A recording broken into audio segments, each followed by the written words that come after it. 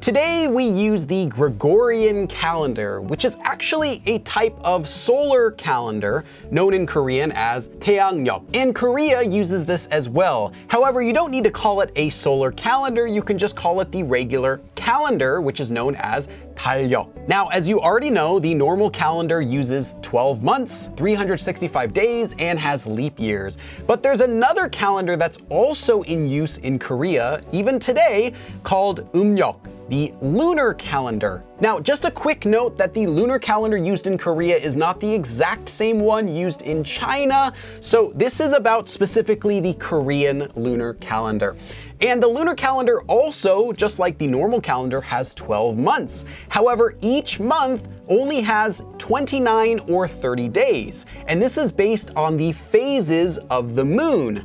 Now, this all adds up. After 12 months of this, you're actually going to be left with about 11 days shorter than the normal calendar. Now, because the 음력 is based on the phases of the moon, how bright or dark the moon is, you could technically tell what day of the month it is just by looking up at the sky at night. Grandma, what day is it? It's the 23rd. Now, Koreans these days all are familiar with the normal calendar, but many older Koreans know both the normal calendar and the lunar calendar and will keep track of dates using both systems. And some major holidays in Korea also take place on the lunar calendar, so their dates will actually change every year on the regular calendar. Fortunately, the best news is that you do not need to learn the lunar calendar in order to keep track of the lunar calendar. We have a wonderful tool nowadays called Naver or even Google. And if you ever want to find out the date of a lunar holiday in the regular calendar, well, all you do is you type in the name of that holiday followed by the year,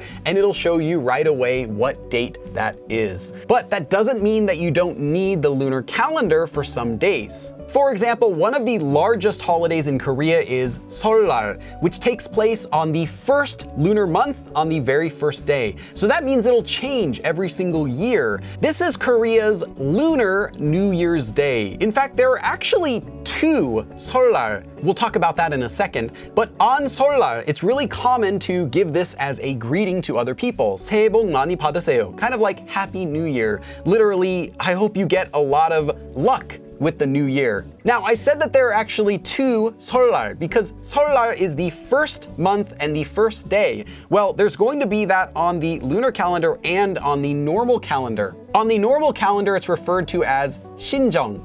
So this would be New Year's Day. And on the lunar calendar, this is known as 구정.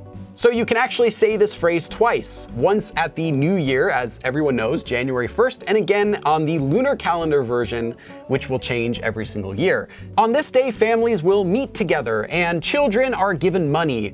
And on Seollal, Koreans will also eat 떡국, which is rice cake soup. It's made with sliced, kind of like little oval pieces of rice cake. It tastes really good. Another common holiday that takes place on the lunar calendar is 정월 대보름, which is after Seollal. This is actually the very first full moon of the Lunar New Year. And on this day, Koreans will also eat some special kind of food. One of them is 오곡밥, literally 5-grain rice. So it's rice that has 5 kinds of grains in it, as well as 나물, which are like greens. And on this day, people will of course meet together and some people will play games. I've actually never celebrated this one before. This is another one that changes every year and it's based on the lunar calendar, the 4th month and the 8th day, and that is 부처님 오신 날. So the day that Buddha came, or Buddha's birthday. And this one's celebrated by Buddhists. On this day, they'll pay a visit to a temple and they'll eat food there. And in fact, even if you're not Buddhist, if you go to a Korean temple on this day, you can get free food. And I've done that before. It tastes really great. Just be respectful, of course. The next one is a traditional folk holiday known as Tano, and this takes place on the 5th month of the lunar calendar on the 5th day. It's actually originally a ritualistic holiday, but people will meet together and play games and sing and dance. The next one is on the 8th month on the 15th day of the lunar calendar, and that is Chuseok. So this is Korea's harvest festival. And this is kind of like Korea's version of Thanksgiving as far as the food goes. They'll meet together and they'll eat. Some families will also visit the graves of their deceased relatives to kind of remember them and pay respects. But all we've been talking about so far is just holidays. There's actually another aspect of the lunar calendar that I think is interesting too, and that is your lunar birthday. The day you were born on the lunar calendar. Now, is that important? Yes and no. Some older people who keep track of the lunar calendar today will also keep track of their own birthday on the lunar calendar. But these days, you do not need to know your own birthday on the lunar calendar. So if they keep track of their birthday on the lunar calendar as well as the normal calendar, does that mean that they found a loophole that they can have 2 birthday parties? No.